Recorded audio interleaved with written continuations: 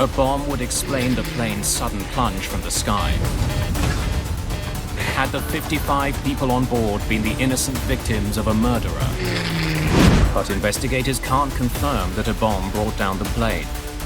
They'll need to know more about the final moments of Flight 394. Metallurgist Terry Heaslip has been brought in. He examines the plane's reconstructed tail and makes a startling observation. Pieces of the plane's skin show evidence of damage from overheating. The evidence is pointing to a problem with the plane's tail.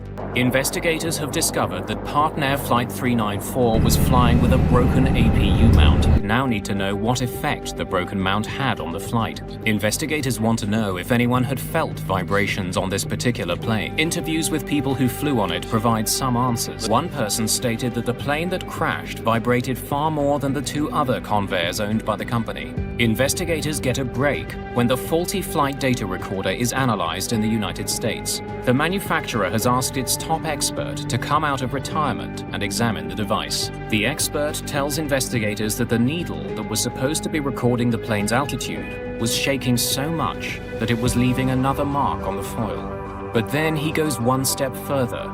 The FDR has a capacity to record for hundreds of hours. By unspooling the metal foil completely, he sees that the FDR has been vibrating severely for months. It now seems the APU wasn't the only thing vibrating on this plane. Investigators decide to chart the history of the vibrations chronologically. They notice an unusual change in the pattern of vibrations. 2 months before the crash, the vibrations suddenly stopped for a number of weeks. After getting better, the pattern of vibrations got worse again, right up until the crash. What happened here? Investigators now need to find out what changed on the plane during the 2-week period when the vibrations stopped. The airline tells investigators that during that time, the plane was receiving a major overhaul in Western Canada. Thank you. The work was done by the plane's previous owner, a Canadian company that specializes in servicing Convairs. During the various test flights there, the FDR recorded almost no excessive vibrations. This healthy pattern continued on several passenger flights once the overhaul was done and the plane returned to Norway.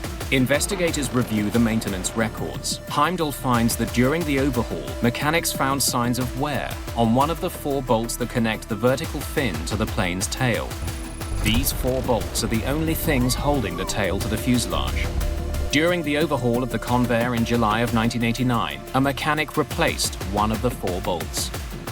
The information from the flight data recorder reveals that the vibrations in the tail stopped right after that one bolt was replaced. Incredibly, investigators are able to recover all 4 of the bolts which were holding the tail in place.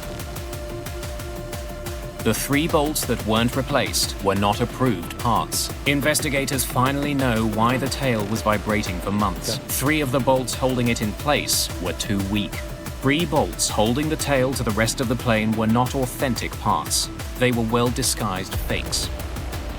Investigators already know that on the day of the accident flight, a power generator wasn't working, and that the pilots improvised a solution. The pilots didn't realize that the APU mount was broken and the motor was vibrating considerably. Their decision to run it throughout the flight made a bad situation worse. This, along with the faulty bolts, created even more vibrations in the tail of the plane.